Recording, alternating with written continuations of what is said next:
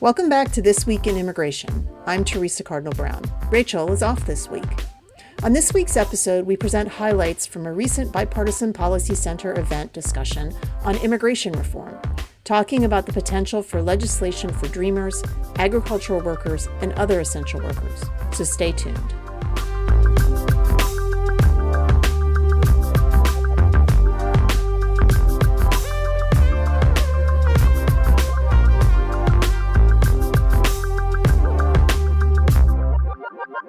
On March 1st, BPC hosted an event in our 2021 Solutions series, discussing possible ways forward for immigration legislation this Congress. The event, titled Go Big or Get Something Done, Bipartisan Wins for Immigration, discussed the chances of immigration legislation moving this Congress, whether comprehensive legislation is the way to go, or whether smaller, targeted bills aimed at dreamers, the agricultural industry, or COVID essential workers could succeed better. Our guests were Jonathan Sarager, Director of Federal Government Affairs for the Western Growers, Meredith Singer, Government and Regulatory Affairs Executive with IBM, Alida Garcia, Vice President of Advocacy for Forward US, and Casey Christine Higgins, Senior Policy Advisor at Aiken Gump and a BPC Fellow. Our discussion was far-ranging and covered the importance of getting something done this Congress, why these smaller bills could notch up bipartisan wins, and what some of the obstacles might be to achieving those wins. We hope you enjoy this discussion.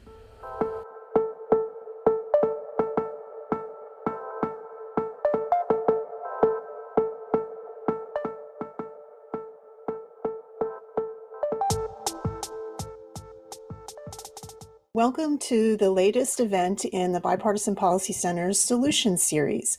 Today's panel discussion on immigration reform in Congress is entitled Go Big or Get Something Done, Bipartisan Wins on Immigration. I'm Theresa Cardinal Brown. I'm the Director of Immigration and Cross-Border Policy at the Bipartisan Policy Center, and I welcome you to this event. We have a wonderful panel of speakers today who will address some of the issues we think could gain bipartisan support and even get done in the current Congress and make it to the President's desk for signature on immigration. So, let's talk about the issues. What do we mean by titling our event Go Big or Get Something Done? Well, most people who have followed the ups and downs of immigration reform attempts in Congress over the last decade have seen or heard about the idea of comprehensive immigration reform.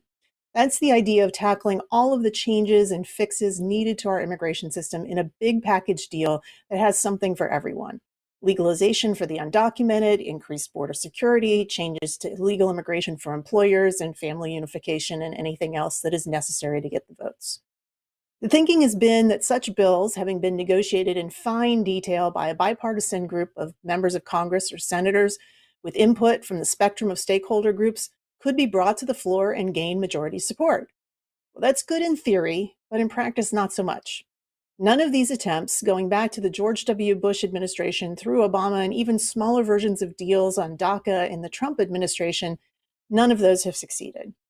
So now the Biden administration and Democrats in Congress have introduced a new version of a comprehensive immigration bill, the United States Citizenship Act. And already many are saying that it's too big to pass. But we have seen some success with some smaller, more targeted bills in previous Congresses that have gained bipartisan support. So now we are asking, could these bills move and maybe even pave the way for bigger efforts in the future? And could these get done faster than pushing a big immigration bill? For our discussion today, we look at some of these smaller efforts with a group of folks representing very different constituents with an interest in immigration reform. So let me introduce our panel. First up is Alida Garcia, who is Vice President of Advocacy at Forward US. Forward is a bipartisan organization advocating for criminal justice and immigration reform. Next is Jonathan Sarager of the Western Growers. He is Director of Federal Government Affairs for them. Founded in 1926, Western Growers represents local and regional family farmers growing fresh produce in Arizona, California, Colorado, and New Mexico. And they provide over half of the nation's fresh fruits, vegetables, and tree nuts, including nearly half of the nation's organic produce. Meredith Singer is a Government and Regulatory Affairs Executive at IBM, and she has been there for 14 years, having seen many iterations of immigration reform come and go. As a Capitol Hill and federal agency lobbyist, she's responsible for advancing IBM's legislative and regulatory priorities in human resources policy, including immigration, diversity, and inclusion.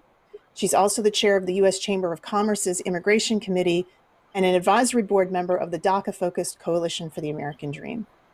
And finally, Casey Higgins. Casey is a senior policy advisor at the law firm of Aiken Gump and a fellow with BPC's Immigration Project. She has nearly a decade of experience in the House of Representatives, most recently in the office of Speaker Paul Ryan, where she worked for him trying to shepherd various versions of immigration reform across the line in the House. So welcome to all of our panelists. So to kick things off, I want to start with the area that maybe most people think has the best chance of getting bipartisan support and enacted into law, and that is legalization for the so-called dreamers. That is unaccompanied children in the United States, unaccompanied immigrants in the United States who arrived while they were children and who have grown up in this country. We've seen various bills introduced to legalize this group since 2001, 20 years ago. And just last month, Senators Richard Durbin and Lindsey Graham reintroduced the Bipartisan Dream Act in the Senate. So Meredith, I'm going to turn to you because many folks may be curious why a company like IBM has been so involved in the cause of the Dreamers. So why don't we start there? So for us at IBM, we have been engaged in the lobbying and advocacy effort to try and find a permanent solution for Dreamers for several years now. We only have several dozen IBMers who are DACA work authorized, but our interest in this started back early in 2017 when we saw efforts to try and end the DACA program. We looked into what our individuals were doing for us, and we talked with them to learn their backgrounds and their stories.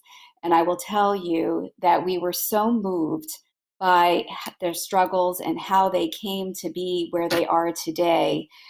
That, together with IBM's long history in promoting diversity and inclusion and in supporting the rights of our employees, led us to get very involved in this advocacy effort. Yeah. So we want them to have the stability and the security that we feel they deserve. Yeah. So why do you think this is an issue that can gain bipartisan support in Congress? What have your conversations on the Hill told you about where support is for this? We know that there is very broad bipartisan support for getting something done specifically for Dreamers across the Hill.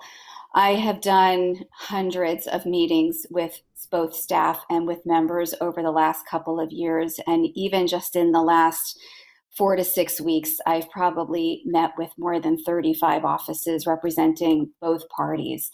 And there really is universal agreement that they want to get something done on behalf of this population. So I feel encouraged that if we are able to address this issue unto itself, that we can demonstrate to the rest of Congress as well as to the American people that immigration reform in some way, shape, or form is entirely possible.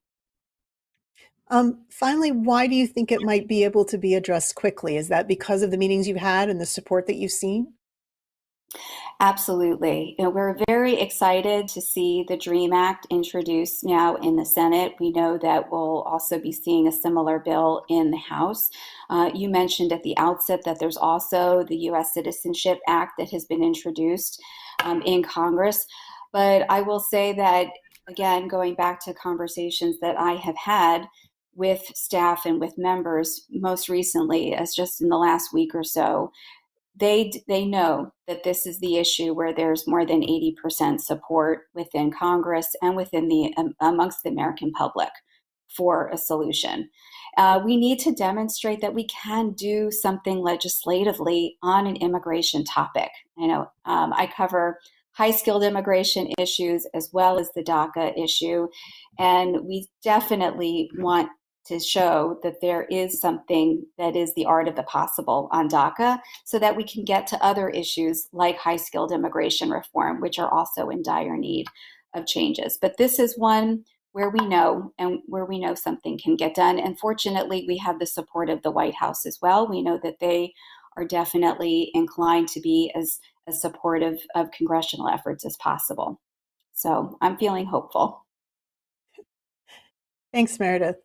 So the next area that we think we might have traction in Congress this year is immigration reform for agricultural workers. Now, last year, the House passed the Farm Workforce Modernization Act with a bipartisan vote and lots of support across the aisle. I've called this bill comprehensive immigration reform in miniature, although it would not have a miniature effect on the millions of immigrants who work on farms across the country. So, Jonathan, let's turn to you and talk to us about why the agricultural industry is so eager to see immigration reform legislation. Thanks, Theresa. I appreciate the opportunity to chat a little bit about this very important topic. As many of you know, there's over 1 million hired farm workers across the country in all ways of agriculture. For us specifically at Western Growers, specialty crops, fresh fruit and produce, tree nuts, very labor intensive. We've had challenges throughout the decades of getting enough labor, but that's not special just to our side of agriculture. Livestock, dairy, other sectors all have challenges with regard to labor. The workforce is aging as well. The average age of the worker for agriculture is now at about 43 years old. This is very difficult work, and it's very technical work. If you spend any time with some of the workers, you would see that it's very specialized work, and it's not something that you can just come off the street and try to figure out how to do on your own. It's very difficult work. Many of the agriculture groups and growers and ranchers across the country are becoming more and more involved and dependent on the H-2A guest worker program. It's a very expensive program, but it's kind of the last opportunity for folks to be able to get a workforce to help with agriculture in the United States. It's been a difficult program to navigate for folks to get into it, but also just to maintain that as a viable resource for labor. And that's something that needs some improvements on as well. So let's talk about the Farm Workforce Modernization Act. What are the provisions of that bill and how would it help your members? So the FWMA, as we like to call it in shorthand, had 3 titles in it. The first title would provide a legal status for the existing workforce. As I mentioned, half of the hired workforce in the country are undocumented. And these are folks that have been working and providing food for our tables at home across the country for decades. If you have, like I said, you spend time with some of these workers and some of their employers, you learn that they are more family than employees, just like long-term workers of any business. So there is a lot of sympathy for what they've gone through and what they've provided for us, and so there is a lot of appetite for providing a legal status for them. That's the first title in the bill. The second title in the bill provides updates and streamlines the program of H-2A guest worker program. As I mentioned, a lot of folks are turning to the H-2A guest worker program across the country to allow for enough labor force for their businesses to continue. Obviously, they're all required through the H-2A program to enlist any willing and able U.S. citizens first and foremost, recruiting for them and hiring them before they can seek foreign guest workers. But oftentimes they do not get many applicants here from the U.S. Domestically, so they must look abroad. So the second title provides for an easier access to foreign guest workers, and also very importantly provides an avenue for some of the year-round sectors, including dairy specifically, but others in the ag industry to have access of H-2A who have not since had access to H-2A. And many of their workers are undocumented as well, aging as well, and they need more assistance to have enough labor to continue to provide milk for the country. The third, and I'll just be brief on the third title of the bill is on electronic verification, E-Verify. and we could talk more about this, why it's bipartisan, but this is one of the reasons why the bill became bipartisan. Republicans are looking to add E-Verify to make sure that employers and workers know that this is a long-term solution, and they don't want to go down the road 10, 20 years from now and have to try this again. So the E-Verify notably would allow enough time to allow those workers who are here to come forward and get right by their documentation, and allows for safe harbor for those workers, for the employers who help them do so. Yeah. So this bill, as you mentioned, had a lot of bipartisan support. It was also put together by a group of growers and a group of farm worker advocates and unions. How important do you think it is that that constellation of folks came together to negotiate this in getting bipartisan support? Yeah, very important. It was not an easy months-long slog to negotiate this bill. As you mentioned, there were folks from industry and folks from unions, predominantly United Farm Workers. Western Growers has a unique relationship with the United Farm Workers, focused out in the Western United States. We worked very closely with them in a similar negotiation during the S-744 process. And so we have a history with them, working closely with them on this issue. And there was give and take for sure. There were important sides, members of Congress on both sides working on this issue, and they'll continue to do so. I think there's no other way for this issue to move forward.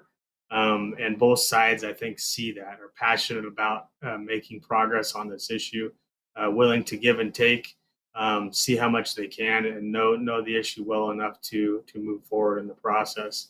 Again, it's not an easy conversation, but both sides are very passionate about what they do and their shared goals to make this work happen. And I think that's why we were able to pass it in the House last Congress, and of strong bipartisan support, and look to do the same here shortly. That's great.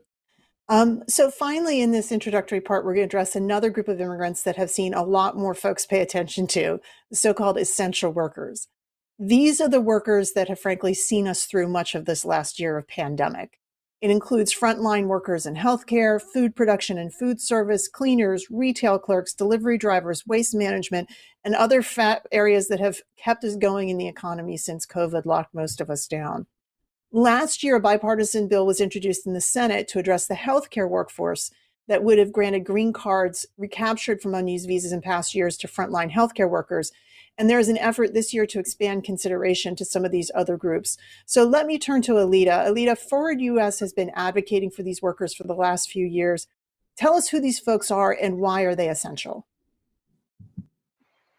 Well, thanks for having me, Theresa. I did want to follow up real quickly on the Farm Workforce Modernization Act, because I think one of the things that's really interesting is that bill passed in the spirit of bipartisanship. That bill passed in the Trump administration in the House, and you now see in a Democratic-controlled Congress and with a Democratic president, advocates lining up calling for the Farm Workforce Modernization Act to be the first immigration bill prioritized this Congress. And I think that is the spirit of partnership that many of us who do this professionally are entering into, this like unique time where government's aligning and people want to put a win on the board, and being serious around these bills that truly have a chance of building the congressional majorities that we need to actually result in law is the level of sincerity that everyone's bringing to the process this Congress, which I am super juiced about. And as the descendant of many generations of farm workers, am really hopeful around those prospects. But as it relates to essential workers, so Forward.us has been spending many months trying to broaden out our building upon the bill that you mentioned around healthcare workforce, recognizing that millions of immigrants right now who are maintaining our economy and our systems in order for the rest of us in the middle of this pandemic to do our jobs in staying at home. And with that is a lot of risk and a lot of sacrifice. There are nearly 23 million essential immigrant workers in the United States. 1 in 5 people in the essential workforce in the United States is an immigrant. And of those 23 million, around 5.2 are undocumented. So like you said, these are folks who are healthcare workers. These are janitors keeping schools and hospitals cleaned. These are grocery clerk workers helping us ensure that the food supply continues. They're everywhere. They're fueling us. They're domestic workers helping women to continue to find ways to get to their Zoom meetings and also educate their kids and also find time to eat lunch right now. And so essential workers are really showing up for us and our economy to enable us to have a chance to build back as a country after this incredibly sort of ground shaking event that we've all lived through over the last year. And so the push to legalize essential workers is really in recognition of that service, and recognition that it's probably not fair that those are the folks that are getting the sickest.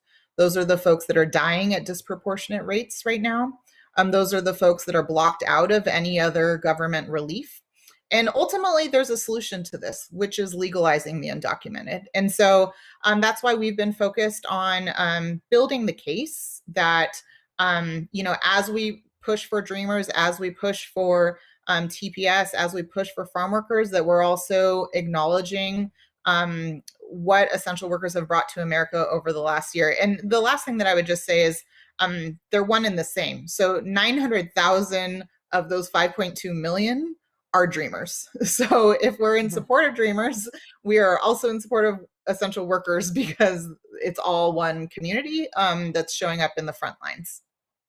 Yeah. So talk about why you think this group of workers can gain bipartisan support in Congress. I mean, you've done a lot of research at Forward looking at the economic value these folks bring, but what do you think is the way that can get Republicans and Democrats on board together with this? Well, in near term, we'll be releasing some data that shows that the American public is fervently behind us in this endeavor as well. So always good to know. But as I mentioned, DACA recipients and supporting Dreamers is like an 80% American public. This is the majority of Trump voters support legalizing Dreamers, support the DACA program. That's 1 million people or 900,000 to be technically correct, of the essential workforce that are undocumented. A large proportion of TPS holders are also essential workers. And also industry is going through a really tough time. Small business is going through a really tough time. And people want stable workforces. I mean, I think that's what we're hearing from the Western growers is business needs a stable workforce. And right now, in this economic crisis that we're in, while people are also getting sick, part of what we can do is ensure that workforces are stable, ensure that the families of these workforces are stable. It's not just these workers who are getting sick, it's also their family members. I was on a press conference with Senator Warren last week with essential workers. A woman who was a janitor at Harvard spoke in that press conference, and in her union, they've had over 100 members die over the last year of COVID. And so I think when we really dig down and talk about like the impacts of this pandemic, it's the essential workforce that has taken a hit, and it's the employers who are trying to navigate building systems that are healthy and supportive for their workforces to stay there for the long term, and the ability to predict their businesses over years to come that really matter. And so I feel optimistic that we're going to be able to bring strong stakeholders to the table on this one. Yeah, and I know that there was a bill recently introduced by Representative Castro in the House and Senator Padilla in the Senate that would address this essential worker group. Are you aware if they're reaching out to Republicans and what reception they may have had so far? Yeah, so it's not introduced yet. It's being introduced in a couple of days.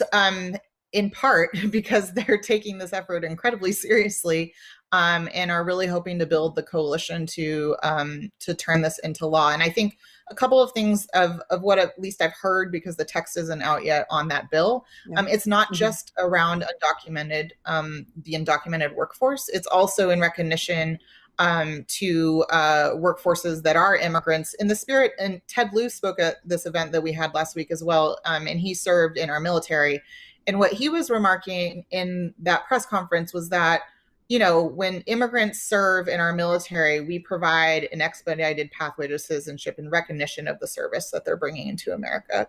And the bill in which Representative Castro and Senator Padilla are introducing is really sort of taking that view around the essential workforce at large, but also around the immigrant essential workforce at large, I should say. So that is a nurse who's a green card holder, and it is also a grocery store clerk, and everything in between. And so I know that they are fired up about this, and they saw France do this. This is really what motivated Representative Castro, is he saw France legalize their essential workforce in gratitude for their service in the pandemic. And so that's what inspired them to introduce this legislation. I know that they're ready to get to work and talk to all members of Congress who are open to supporting it. Yeah.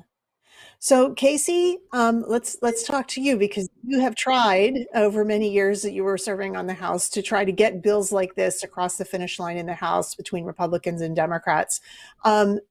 If you will, let's ask you, what do you think? Do you think there is potential for these issues to get Republicans on board in sufficient numbers to pass? Where do you think the bipartisanship could come here? Yeah, thanks, Theresa. And that's the $1 million question. But I feel good about where we are this year. And I think in terms of Dreamers, that is your number one priority. It's your best shot at bipartisanship, I think, at the outset here, and for a number of reasons. One, as Alita mentioned, there is strong bipartisan support among the public in terms of finding a pathway forward for Dreamers. And I think that's why you've seen Republicans engage on this in recent years, which leads me to my second point that, even in 17 and 18, both the House as controlled by Republicans and the Senate as controlled by Republicans moved multiple pieces of legislation with the underlying purpose of addressing the Dreamers. And this was with the Supreme Court decision pending and things like that. But while the bills included a multitude of other issues, the purpose there was to find a pathway forward for Dreamers. And that leads me to my third point. Even President Trump at that point came out and said, we have to find a path forward here. So I think, especially on Dreamers, there is definitely bipartisanship in terms of the ag gas workforce bill. I think there's also huge potential there. It was really great to see a group of Republicans and Democrats in the House last Congress get together and really negotiate this out and find a genuinely bipartisan solution. And you had 34 Republicans vote in favor of this in the House. That number can be boosted, but the reality is it was a Democrat-controlled House at that point. And that's a really good starting point for us to work towards, to try to find some common ground and advance a solution there. And I think with essential workers as well, in light of the pandemic, you saw Purdue Durbin bill last Congress with Young and Coons as well that was introduced, addressing the doctors and nurses of the essential workforce. So really bipartisan effort there. And I think Alita makes great points that it's not just, your healthcare workers that are at the front lines. We've had a multitude of workers that have kept us going, especially those of us that had the luxury to stay home. They were out there working the front lines in different ways. So I think there's a compelling argument there in terms of the service that they've done. So yes, is there a bipartisan path forward? Absolutely. There's bipartisan support for these three initiatives, at least that we've talked about, if not more. And I think the question is, are they actually willing to negotiate in a bipartisan manner? Yeah. Let's go back to something I started out with, because you were involved in the efforts of comprehensive immigration reform in 2014. Do you agree that right now a big comprehensive bill is just a much harder lift, and that smaller bills are likely to get over the finish line easier? I do, 100%. I think that while and I was recently reminded that S-744 passed on a bipartisan basis. It was negotiated on a bipartisan basis in the Senate in 2014, but it didn't pass the House. And I think what we've tried all sorts of different things here, and what we haven't tried yet is negotiating a bipartisan bill in small pieces. I think too often, instead of comprehensive immigration reform giving everyone a good reason to vote yes, it unfortunately gives everyone a good reason to vote no because of how highly politicized this issue is. So if you're looking at the politics, it's easier to say no than it is to say yes at the end of the day. I think when you isolate these issues, and it's about one or two specific things, you can really hammer those home. And you have different voting coalitions. So, for this ag guest worker bill, you may have a huge swath of pretty conservative Republicans, but from very rural districts with a lot of interest in this, that are willing to vote yes on that. They might have a tougher time voting on a Dreamer bill. So being able to take those different voting coalitions and put them together to actually move multiple bills, I think is helpful. The other thing I would say is I believe that Dream is sort of first priority and has to come first. But I think that could really break the dam and show people that, if we can do this, the world isn't going to end. The politics will all survive this. And it's okay to move forward and do some more additional pieces of this. And it could really give people the confidence that they need to do things like Meredith said too, high skilled, that we haven't talked about at length. But we haven't touched any immigration for so long out of fear that if we even do a little, the political world will come crashing to an end. I don't think that's the case. And I think we can show that by, having a strong vote, bipartisan vote on Dream to start with. So as you mentioned, right, obviously nominally Democrats control the House right now, and with 50-50 split and the vice president is a tie vote, control the floor of the Senate right now. They have the ability to push things forward, but what do you think Republicans are going to want or need to see to be able to get on these bills? Where does the negotiation start? Sure. And that is actually the $1 million question right now. What do Republicans want? We know that there's interest in doing Dream from a Republican perspective, but what's the cost, right? What's the price that they're going to ask Democrats to pay in order to find a truly bipartisan compromise? And I think, yes, the answer is border, but when you get to the heart of what Republicans really want to see, it's what the Republican base believes is that when we did Reagan's quote unquote amnesty in the 1980s, we had been promised border security that we weren't given. And that's what led us back to this place of having millions of undocumented here. And so that's what Republicans are hearing, and what they're trying to address deep down is how do you actually fix the problem and avoid having to come back 5-10 years from now and once again have to, go through this legalization process and say, okay, clearly something we didn't work. So I've been encouraging Republicans, yes, there are things that we can continue to improve along the border, but in a lot of ways too, I think what's missing from this conversation, and I shouldn't say from this conversation, but more broadly, and I think in particular the bill that the Biden administration has introduced recently, it doesn't do a lot to address future flow, particularly in terms of your non-immigrant visas, your guest workers. And if you can get those workers coming through the front door, the ones that are coming to do a job for the economy, if those legal pathways work, they're not trying to come illegally. They can come through the front door, and we can focus on some of the issues, drug traffickers, human traffickers, things like that, actual criminals at the border. But also because they can come through the legal system, they're not coming illegally. And that reducing that pressure on the border is actually a form of border security at the end of the day. So if we're talking about security and we're talking about making sure we're not back here, 5-10 years from now, I think those are the types of things that Republicans should be looking at to be able to encourage their base that, okay, in the 80s when we did this, we are back here now, but here are some different solutions that we're putting forward to try to make sure that we don't end up in this position yet again in 5-10 years. Yeah. So I'm going to open this conversation up because we now started talking about the politics. Meredith, let me go to you. Casey thinks DACA and Dreamers should go first. Do you agree they should be the first off the line, or do you think that there's maybe another way that can go? What's your thinking of the politics that we've been discussing here?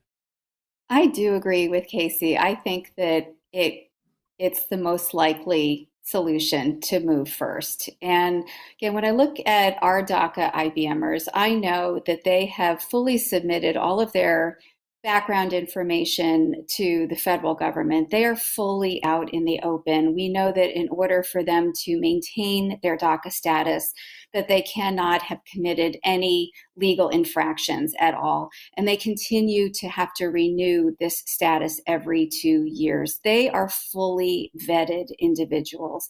And I think that having that knowledge is also what is providing a lot of comfort to individuals within Congress who previously had been very suspicious about what group should be given an ability to be put on a path to citizenship, or at a minimum path to legalization.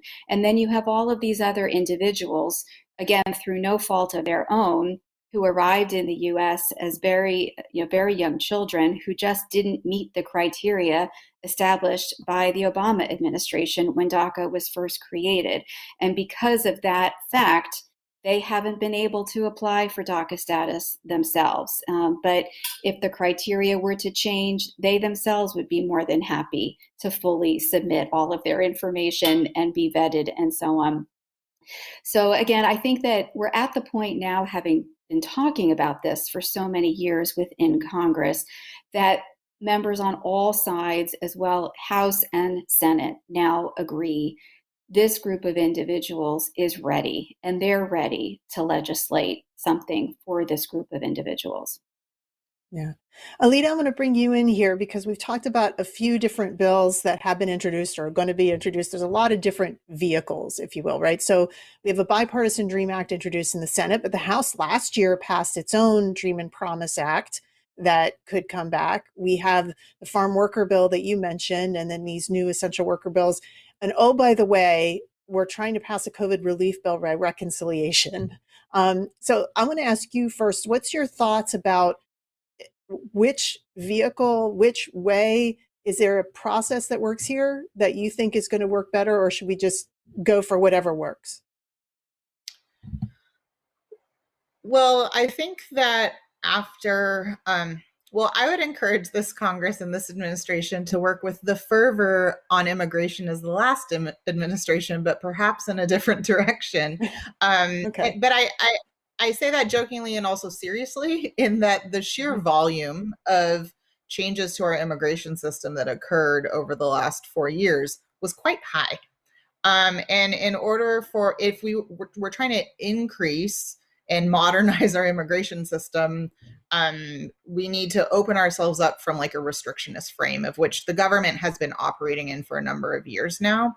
And so I'm of the view of we need to fight at every turn through all levers of government. But one of the things I also just want to say on DACA is there is immense urgency. This program is not safe. And so I think there have been a lot of sort of ups and downs over the last 4 years on the program. And now people are like, oh, Biden's in office, DACA will exist in perpetuity. But the case is before a district court in Texas where that judge has made it very clear that he will rule that the program is unconstitutional, and that is only a matter of time before that case is up before the Supreme Court. And I am not optimistic, as someone who's worked on United States versus Texas and the last DACA case of the Supreme Court, that we have the votes in this current court to survive that attack on deferred action.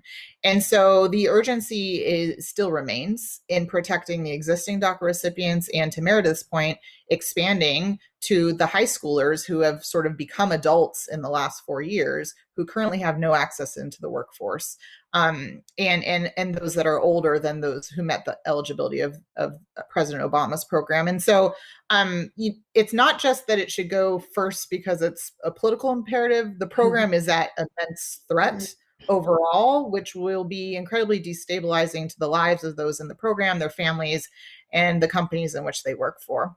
But we are pushing two things primarily right now. One is we are hoping to see the Farm Workforce Modernization Act and the Dream and Promise Act, which expands beyond the Senate bill in that it also covers TPS recipients, move quite quickly in the House of Representatives. And we are hoping to build the case for building bipartisan support around the essential workforce.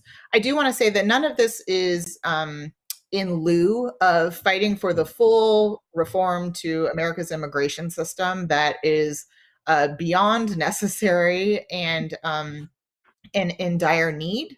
But I think after many rounds of immigration reform, overall, those of us on the outside who have made careers of this really want to get serious about getting some wins on the board.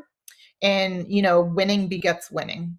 And to not operate in fear that if we move this one piece, there will be no energy or support left to move anything else. But if we learn to work together and get something done, and as Casey mentioned, maybe the sky doesn't fall, we just actually do some good for the world and the economy, and then we move to the next piece and do the same thing and have the same experience. And so it's pragmatic, but it's also optimistic, and that's where we are leaning in. We really do believe that we want to see these two bills move, in addition to the Secure Act in the Senate, because they don't have a HR 6 counterpart in the first 100 days. So the clock is ticking. We got about 60 more of those days left, but I'm hopeful that we'll begin to see some floor votes and committee action in the next 30 days. So I'm going to take just a second for any of our viewers who don't know what TPS is. It's temporary protected status.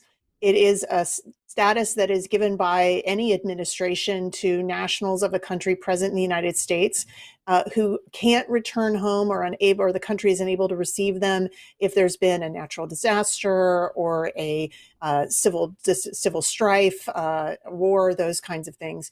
Many people on TPS, particularly from countries in Central America, have been in the country on this status that has been extended every 18 months for decades, sometimes as long as 20 years. And the total group is probably about, I think, 1.3 million if you look at all of the different TPS holders. So that's why they are included in some of these. I just want to mention that for our readers. Jonathan, you heard Alita say that they're pushing hard for the Farm Workforce Modernization Act to come back in the House. Are you guys also hoping that it'll move quickly in the House again, get another good big bipartisan vote? Yeah, appreciate that support, and we're pulling for DACA as well. We see these as very similar types of people that have been here working, doing great things, things worth celebrating, and I think these are both very important efforts that Congress should be working on. As mentioned before, there's a great sympathy for children who are brought, through no fault of their own. A lot of the DACA folks that I've met that are in the program are, valedictorians from Arizona, where I'm originally from. These are people who are very, very productive members of their communities and society. And I'd say the same thing for many of all of the ag workers that I've met. We believe that the bipartisan efforts that happened last Congress are going to soon come forward again in the coming days. I understand that, and I don't think it was mentioned yet, but that for those bills that received that support and passed last Congress, they won't have to go through regular order if they're brought to the floor before April 1st. And so we're hoping that those deadlines will help to push the ball forward very shortly. So Meredith, do you see alignment of business interests here? I mean, Jonathan's on board with DACA, and Absolutely. And Nina's like, we all row in the same direction. Are we all rowing in the same direction here? We really are. And I will say that even though I represent IBM, I'm with a high-tech organization. We are very much all in one big organized lobbying effort together. We want to see progress on immigration reform, and we are absolutely willing to fall into line and to allow those elements of immigration reform that can get done first. And then we're going to be willing to wait in line until we see that there has been support for that within the Congress, and then we can start pushing on these other areas like high-skilled immigration reform, which has, again, been one of our other top priorities for so many years. But we know that that's not ready yet. We need to demonstrate that we can get these much more universally accepted immigration pieces done. So, Casey, I'm going to turn to you to talk process again. Jonathan mentioned this provision in the House that says if it passed before, we can pass it again. And then there's the reconciliation package. What do you think about vehicles here? Congress hasn't really done really well with regular order of late. Is that still possible? Is it feasible? Or do you think there's other ways that some of these could get done? I think it's not only feasible, I think it's necessary under these circumstances. I think that you need to show that this can stand alone and it can move alone. And again, that's part of the, putting it into, instead of putting it all into one big package, kind of isolating these issues, finding your vote coalitions and moving on that. So I think it's great that the House is putting forward Dream and Promise under their expedited procedures. I think there are indications that the Senate Judiciary Committee is going to move very quickly on a version to try to move forward. And then I think the question at that point is, are Democrats really willing to work with Republicans to try to find where that middle ground is? Because the fact is you need 10 Republicans, but probably more, right? I think for an issue like this, nobody wants to be 60. You got to get to 65, 70 to really have people feel comfortable taking a tough political vote.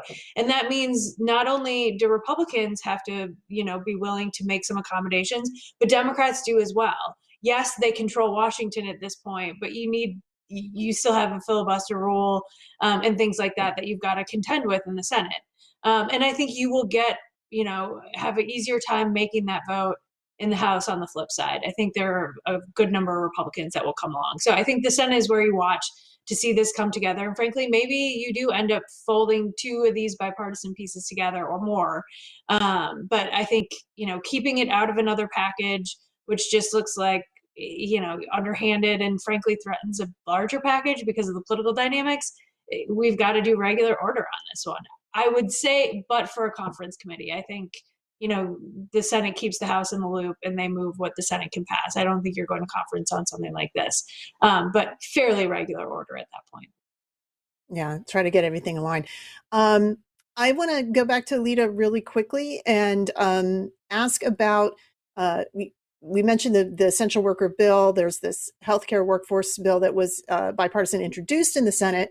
What do you think is the best vehicle for this one? It's the newest of the packages, if you will, in terms of legislation. It hasn't quite yet been introduced in the House, but what's your thinking about what train could this be on, or where in the train of cars that we've been talking about today this might go?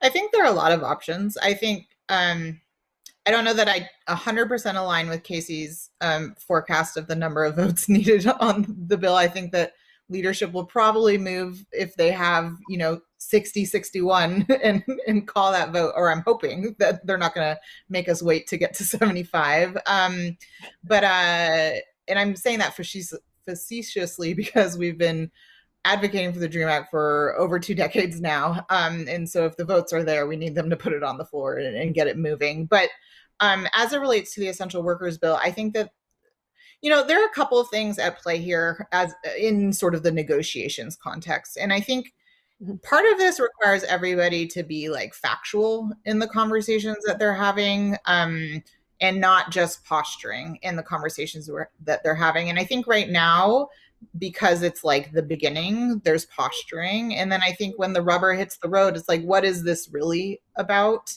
And as it relates to border security, I think one of the things that would help that conversation move forward is at least some recognition of the amount of resourcing that went to border over the last 4 years. This conversation isn't happening in a vacuum. And so it's not like this negotiation should be, today's day one, and let's have the 40 billion conversation that was had in 2013. In the last 4 years, significant number of resources have moved into the security apparatus of the country. And so I think there's a little bit of a right sizing that would be helpful for conversations. I find oftentimes members kind of jump back in from the last time they thought about this issue in the fight that it was in then. but things change in between. And I think we need to try to encourage as advocates when we're having these conversations to sort of right size where the world's at now. Because members are busy. They don't just work on immigration. They work on so many different issues, and they come in and they come out. And we need to have a little bit of empathy to like walk them to like where the world is now since the last, 3 years ago when we met with you about this. And so that's one thing that I think will be important as we head into sort of the spirit of bipartisanship. One of the things that I'll say that I'm a little bit nervous about is this growing conversation of e-verify without the context of legalization emerging in dialogue. That I don't know if it's posturing, but I think, the spirit of the Farm Workforce Modernization Act is you're moving in that direction while you're also putting people through a legalization program and viewing these things as pairings versus like a talking point to sort of obstruct a conversation. I think that that's the stuff that we need to parse through like over the coming months. But the thing that I'll be like honest about is people do want to make a play for reconciliation. And should we not get to the majority that is needed, and that is on behalf of both parties having serious conversations around negotiating, we believe that there are multiple vehicles in passing legalization policy, and one of those could be in a lower vote framework within the reconciliation process. There are a lot of hurdles to get to play ball in that arena. But I think that what essential workers and what immigrants at large are facing across the country right now is so severe and so urgent that those of us who are fighting for them are going to want to fight for them on every vehicle possible. But we're to really trying to get to the vote totals that are needed, particularly in the Senate right now, is where a lot of this work needs to happen. Those are real hard conversations that we're encouraging Democrats to have in sincerity with Republicans and vice versa. But I think that if they hit a wall and they don't get there, the clock is ticking on the DACA program, and folks are going to need to make some tough choices as to whether or not do we prolong this process, let the court case come down and destabilize the program, or if there is a vehicle to actually legalize Dreamers in a different format, maybe they pursue it that route. And so I'm hopeful that we can get to consensus through regular order in the Senate. And I know that Senator Durbin is really, really focused on this right now. He's said that the DREAM Act is his number one issue. And I know that he's said that he's speaking to Republicans daily. I know that we're meeting with Republican senators almost daily on this as well. And I know Meredith's been taking those meetings as well. And so people are working, and we'll see. But I do think that if they hit a wall, we can't have another 2009, 2010 or 2013, 2014. Like, people need relief. They're really suffering right now, and we need our elected officials to rise to the occasion. Yeah, so there is some time clock here, and I think we would be remiss if we didn't understand that in less than 2 years, every member of the House and a third of the Senate will be up for election again, and then this becomes a lot more political play. Well, I am fully convinced that every one of you will be pushing as hard as possible for as quick a possible movement on all of these bills. Thank you so much for joining us today. Please continue the conversation with us at BPC Live #, and on our Twitter and other forums. Thank you all for joining us for this event, and we hope to see you at another BPC event in the future.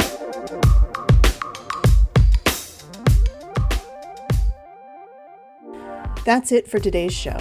Before we go, a quick reminder to subscribe, rate, and review this podcast on Apple Podcasts, Google Play, Stitcher, Spotify, or your favorite podcast platform, and share it with your friends and colleagues. You can also find more information on all these issues we discuss here on the show at bipartisanpolicy.org/immigration. You can follow us on Twitter at BPC_bipartisan. I'm on Twitter at BPC_TBrown. This Week in Immigration was created by me, Theresa Cardinal Brown, and I'm also the executive producer of This Week in Immigration. This week's episode was written by me, and Yafet Tawahada and Ethan Plotkin produce and edit our show. See you next time on This Week in Immigration.